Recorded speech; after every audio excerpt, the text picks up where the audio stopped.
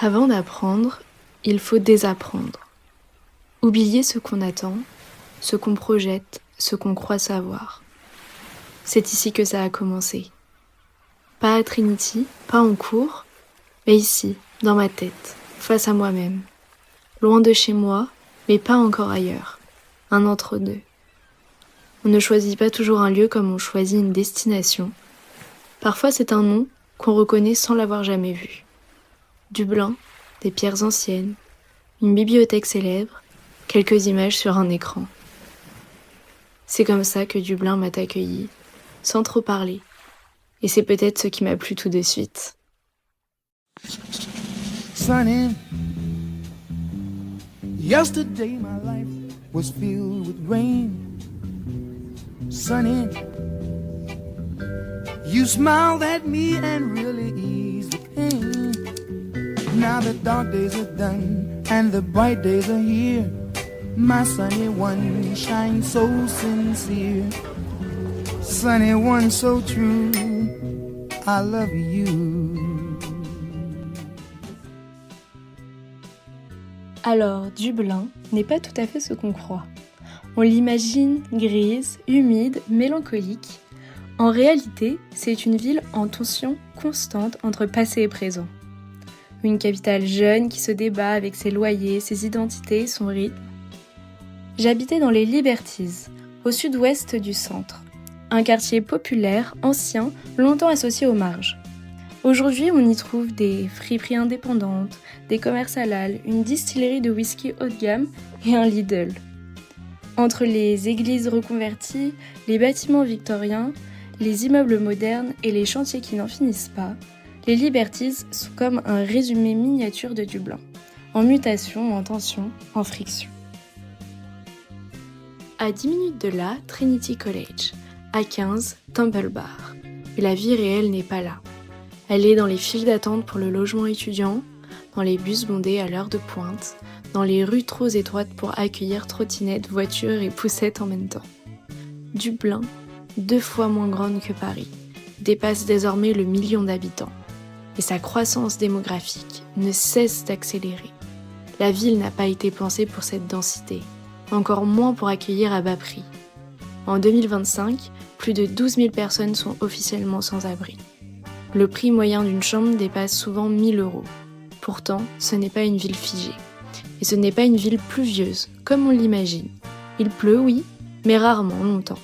Et souvent sans conséquences. C'est une ville de lumière changeante, une ville de vent, une ville d'angle. On passe en 10 minutes d'un quartier géorgien à un hangar reconverti en studio de danse, d'une boulangerie artisanale tenue par des Français à un centre social musulman. Ce que j'ai appris à Dublin, c'est à ne pas chercher d'unité, à ne pas m'attendre à une ambiance, mais à écouter les dissonances, à repérer ce qui coexiste sans harmonie. J'habitais dans une résidence étudiante moderne. Cuisine et salon partagés avec 4 colocataires internationaux. Ma chambre, elle, était individuelle, avec ma salle de bain. Il y avait une salle de sport, une salle d'études, une buanderie payante. C'était cher, mais fonctionnel. On aimait se retrouver pour cuisiner, recevoir du monde, faire des soirées cinéma.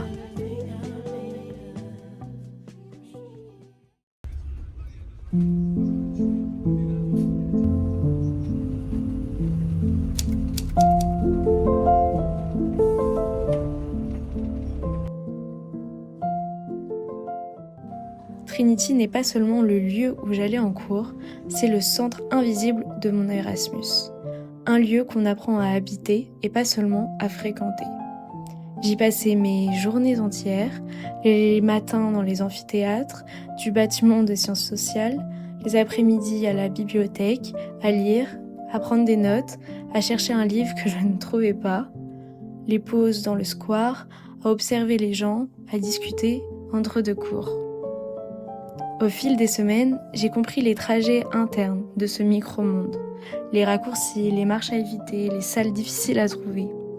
J'ai trouvé des habitudes, une place en bibliothèque, une table au café du Hamilton, une façon de traverser la cour sans glisser sous la pluie. Mes cours étaient très variés, littérature, histoire sciences politiques, sociolinguistiques. Ce qui les reliait tous, c'était la liberté laissée aux étudiants. Il fallait lire avant les cours, il fallait parler pendant, il fallait écrire après. Les enseignants étaient à l'écoute, présents. Ils répondaient aux mails, corrigeaient avec attention. Les devoirs finaux étaient exigeants mais stimulants. Les attentes n'étaient pas floues, elles étaient mobiles. On attendait de moi un raisonnement personnel, pas forcément une bonne réponse. Et cela change tout. Je n'ai jamais eu l'impression d'être jugée, plutôt accompagnée dans une recherche que je menais à mon rythme. J'ai passé beaucoup de temps dans les bibliothèques. Ce n'était pas une obligation, c'était devenu un lieu familier. Trinity, c'est ça aussi. Des espaces où l'on reste. Pas seulement pour apprendre, mais pour lire, réfléchir, écrire, attendre, parler, ne rien faire. Un campus où l'on peut se perdre, mais aussi s'ancrer. Je ne me sentais pas toujours à ma place, mais je savais que je pouvais en construire une. Et à la fin, c'est ce que j'ai fait. Je n'étais pas la seule à essayer de me faire une place. Isabella est australienne. Elle vit à Dublin depuis 3 ans. Elle a choisi Trinity pour tout son cursus. Elle connaît bien ce que signifie y étudier sur le long terme. Je lui ai posé quelques questions sur son choix, ce qu'elle aime ici et ce qu'elle dirait à quelqu'un qui hésite. I chose Trinity for the course specifically because I hadn't been able to find another course that was doing law and political science. So that really differentiated it from other universities I'd applied to. And would I choose it again? Yeah, I would definitely choose it again. I think that the lecturers are really lovely, and I've had the things that we learn are really interesting, and I've had a really nice time so far.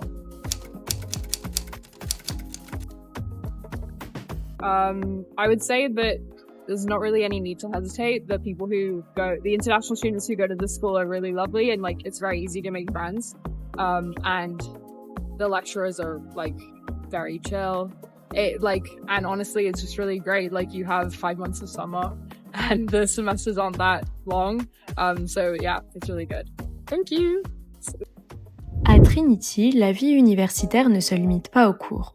Il existe plus d'une centaine de sociétés, des associations étudiantes très actives, qui organisent des conférences, des débats, des projections ou encore des ateliers. On peut y discuter de politique, de philosophie, de littérature, de théâtre ou même d'écologie. Parmi elles, j'ai découvert la College Historical Society, l'une des plus anciennes sociétés de débat d'Europe, fondée au XVIIIe siècle. Les débats y sont exigeants, souvent passionnés et ouverts à tous et à toutes. Un soir, j'ai assisté à une séance particulièrement marquante sur le thème « Le capitalisme est-il compatible avec le féminisme ?» La salle était pleine, les points de vue étaient argumentés, parfois opposés, mais toujours défendus avec sérieux. Ce soir-là, plus qu'ailleurs, j'ai senti ce que ça voulait dire, penser ensemble, même dans le désaccord.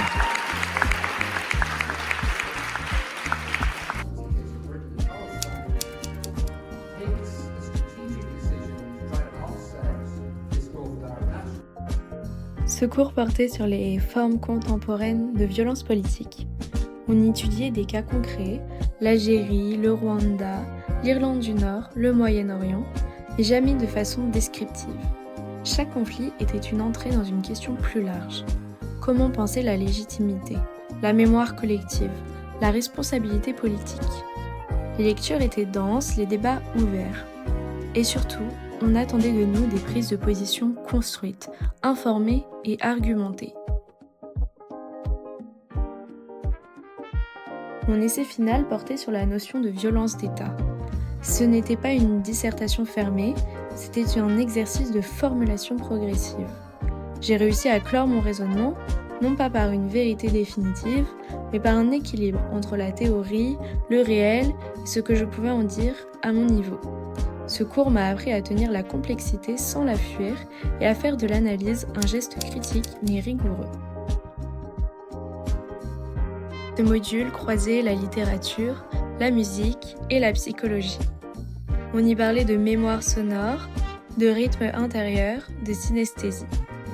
J'y ai découvert un autre rapport au texte, plus sensoriel, plus intuitif. Mon essai portait sur un poème de Baudelaire, L'invitation au voyage. Je devais en faire un commentaire structuré en intégrant les notions vues en cours.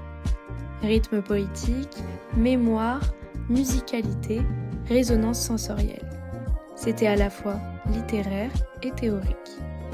Et pour la première fois, j'ai eu le sentiment de pouvoir mobiliser plusieurs registres de pensée en même temps. La poésie n'était pas un objet d'étude à disséquer, elle devenait un terrain d'expérience, un espace où l'on entend, ressent, recompose. Ce cours m'a donné les outils pour penser autrement sans renoncer à l'analyse. Mon cours d'histoire européenne sur le pouvoir et la culture combinait des cours magistraux clairs et bien construits avec des tutorats. Les CM posaient les bases, contexte, notions, dynamique historique. Les tutorats, eux, ouvraient l'espace du débat. À partir d'un texte, d'un auteur ou d'un concept, on discutait. Pas pour avoir raison, mais pour affiner nos hypothèses. Les sujets abordés, pouvoir, autorité, culture savante, religion, étaient ancrés dans le passé, mais éclairaient aussi nos préoccupations actuelles. Ce cours m'a appris à faire des liens entre un moment historique et une idée contemporaine, entre une archive et une problématique actuelle. J'en suis ressortie avec moins de certitude, mais avec une méthode plus claire pour formuler mes questions. L'histoire devenait un espace de relecture du présent.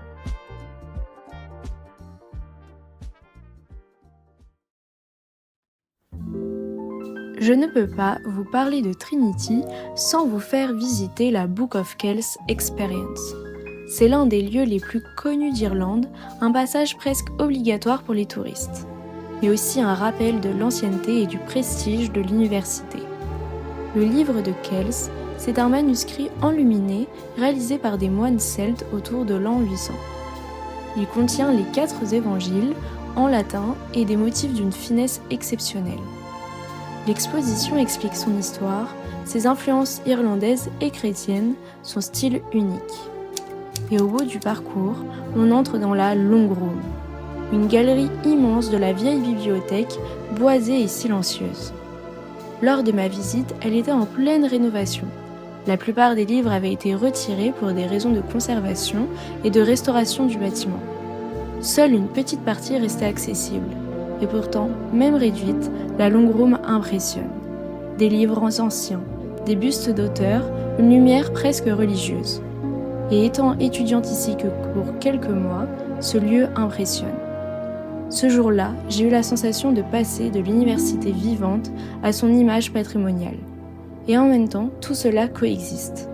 Les visiteurs lèvent les yeux vers les voûtes, pendant que dehors, des étudiants révisent ou traversent la cour. Trinity, c'est ça aussi. Un lieu d'étude et un lieu de mémoire superposés. And they had no care for Christian symbols or communities. Nothing was safe from their attacks, which came with little warning. At first, the monks of Iona endured these destructive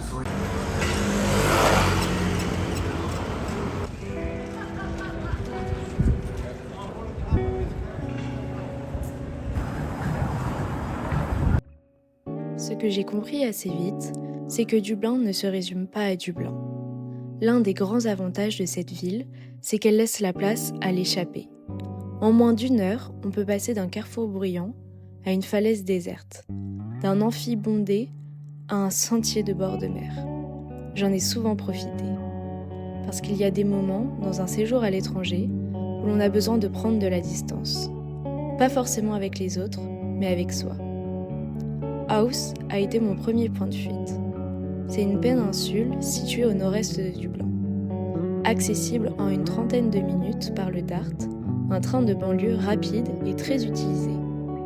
En arrivant, on traverse une petite ville portuaire, connue pour sa pêche, son marché du week-end et surtout ses falaises.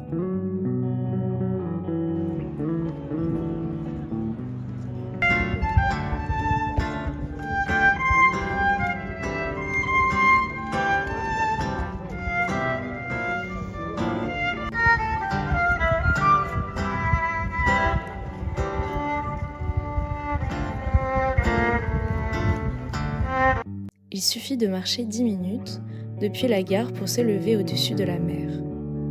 Le chemin est bien balisé, mais il n'en reste pas moins spectaculaire. À droite, l'herbe haute, à gauche, la mer qui frappe les rochers.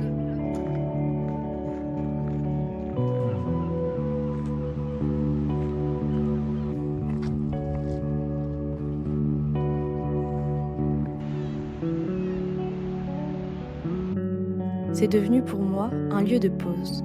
Tout y est calme, élémentaire et durable. Non pas une excursion, mais une sorte de rendez-vous silencieux avec autre chose que la ville.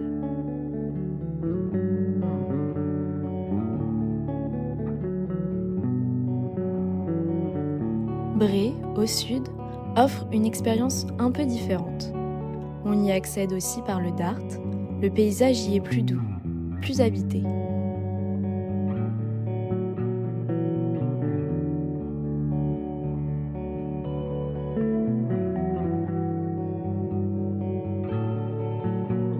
Le sentier côtier, entre Bray et Greyston, est l'un des plus beaux de la région. Une ligne continue entre terre et mer où l'on peut marcher pendant 2 heures sans croiser plus de 10 personnes. On y sent quelque chose de plus intime. Ce n'est pas l'Irlande sauvage, c'est l'Irlande à portée de pas. Et ce qui m'a frappée, c'est la place que prend la nature dans le quotidien irlandais. Elle n'est pas décorative, elle structure leur mode de vie. En gaélique, le mot « uisce » signifie « eau ». C'est un mot profond, ancien.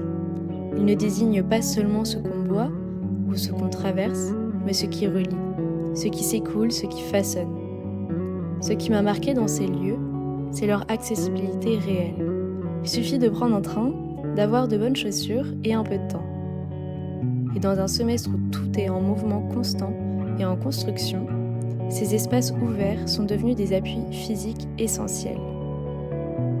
Ils ont occupé une grande partie de mes week-ends, mais aussi mes manières de penser. Ils m'ont rappelé que vivre ailleurs, ce n'est pas seulement changer de langue ou d'université. C'est aussi changer d'horizon.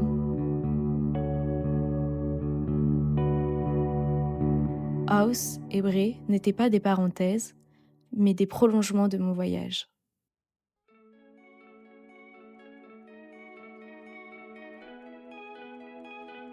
Vivre ailleurs, ce n'est pas seulement changer de langue, de météo ou de système universitaire. C'est aussi reconfigurer sa place parmi les autres. Je suis arrivée à Dublin sans connaître personne, et au début, tout m'a semblé plus flou que difficile. Les gens parlaient vite, les blagues se faisaient à l'intérieur d'un groupe que je n'avais pas encore rejoint. Rien n'était hostile, mais rien n'était donné non plus. La vie sociale à Trinity est très riche. Il y a des clubs, des associations, des événements presque chaque semaine, mais encore faut-il savoir où aller, avec qui et quand.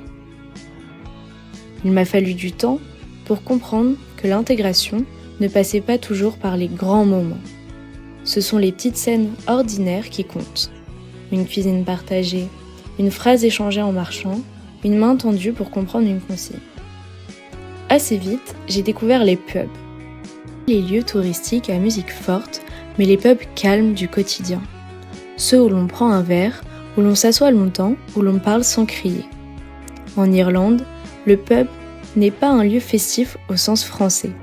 C'est un espace collectif souple, un prolongement de la rue, une salle de séjour social.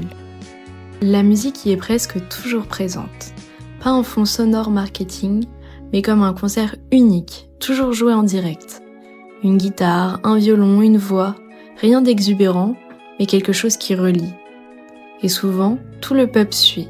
Un refrain repris, des têtes qui bougent, des pieds qui battent en rythme. Même sans se connaître, on se retrouve à partager un moment chaleureux. Cela crée une forme de complicité familière entre toutes les personnes présentes.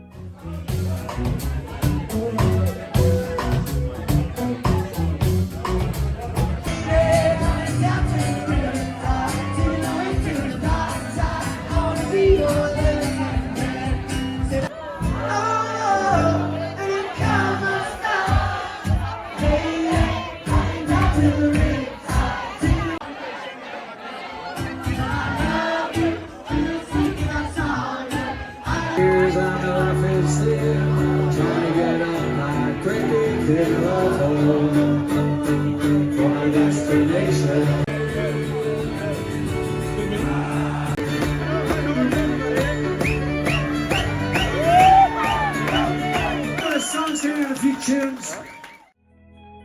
J'ai passé des soirées entières dans ces lieux, parfois à rire, parfois à écouter, parfois juste à être là. C'est là que s'est un peu formé mon cercle Erasmus. Un groupe informel, mouvant, fait d'amitiés croisées entre étudiants allemands, hollandais, suédois, finlandais, portugais et français. On venait d'horizons différents, mais on partageait une chose, le fait de n'être chez personne, mais à Dublin ensemble. Ces amitiés-là ont été essentielles. Elles ont structuré mes semaines, rempli mes week-ends, soutenu mes moments d'épuisement. Et en parallèle, j'ai aussi rencontré des étudiants irlandais en cours. Certains liens ont été rapides, d'autres plus durables. Avec quelques-uns, une vraie complicité s'est installée, autour d'un texte, d'un sujet d'essai, ou simplement d'un échange régulier à la sortie d'un tutorat. J'ai été surprise de voir que les barrières culturelles étaient parfois plus souples que prévu. Puis un jour, j'ai entendu ce mot, le crack. C'est un mot irlandais, difficile à traduire. Il désigne l'ambiance, l'humour, l'esprit d'un moment. Ce n'est pas une fête, ce n'est pas une blague, c'est un échange vivant, une légèreté collective, un accord tacite entre les personnes présentes. That was a good crack. Cela signifie que quelque chose s'est passé. Pas forcément grand, mais vrai.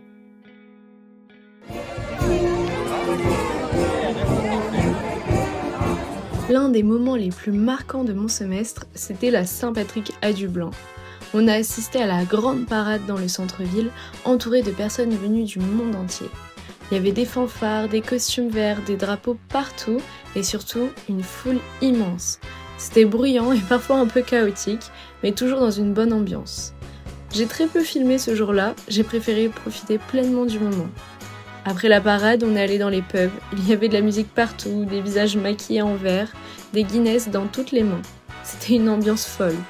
Je suis heureuse d'avoir pu vivre cette fête historique ici à Dublin. Il n'y avait pas de meilleur endroit pour la découvrir. Il y a Dublin, bien sûr, mais il y a aussi l'Irlande, au-delà de Dublin. Après quelques semaines sur le campus, l'envie de partir s'est installée, voir autre chose, sentir ce qu'il y avait derrière les cartes postales. Avec un petit groupe d'amis, on a loué une voiture, réservé des auberges de jeunesse, préparé quelques repas à l'avance et j'ai notamment pris le volant, ma toute première fois à conduire à gauche. Les virages m'ont paru serrés, les croisements incertains, mais on a fini par en rire. Premier arrêt, Killarney, une petite ville entourée de montagnes, de lacs et de forêts. C'est l'une des portes d'entrée du Killarney National Park, le tout premier parc national d'Irlande, classé réserve de biosphère par l'UNESCO. Dans ce parc, nous sommes allés voir la Torc Waterfall, une cascade nichée dans les bois qu'on entend avant de la voir. Puis la route du Ring of Kerry a commencé, une boucle de 180 km entre falaises, landes, murets de pierres et virages sans fin. L'un d'eux nous a particulièrement marqués, les falaises du Kerry, à Portmagee, moins connues que les Cliffs of Moher, mais tout aussi vertigineuses. 300 mètres de haut, face à l'Atlantique, un vent fort, une lumière changeante et en contrebas, la mer qui frappe sans relâche.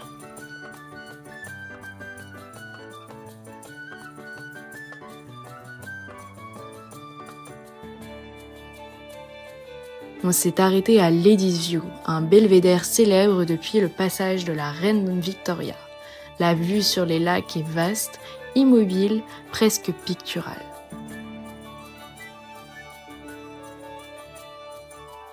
Plus loin, on a longé les falaises jusqu'à rejoindre la péninsule de Dingle, connue pour être un bastion de la langue et de la culture gaélique. Les panneaux y sont en irlandais, les pubs vivants mais sobres, et entre deux arrêts, on a emprunté le Connor Pass, une route de montagne étroite et spectaculaire, perchée à plus de 400 mètres d'altitude. D'un côté l'Atlantique, de l'autre les nuages bas et les moutons en équilibre sur les pentes. Ce jour-là, on a roulé lentement.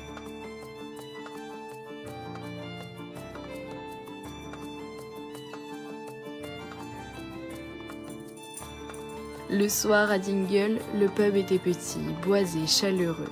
Une guitare posée sur une chaise, un chanteur, une voix, puis deux, rien d'organisé, mais une vraie présence. Les nuits en auberge avaient ce goût particulier de choses simples. Cuisiner à plusieurs dans une kitchenette trop petite, se relayer pour la douche, se raconter sa journée dans la lumière orange des veilleuses.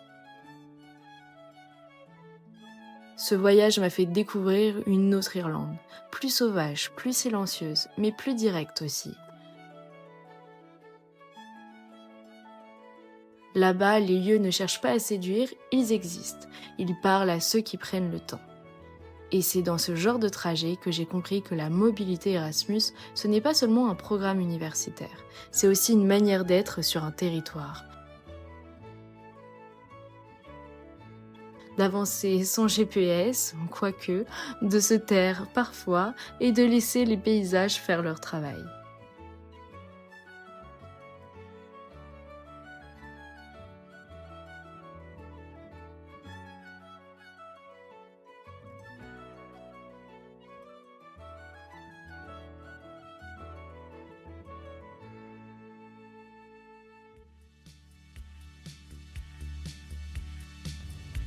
Ce récit est composé de chapitres.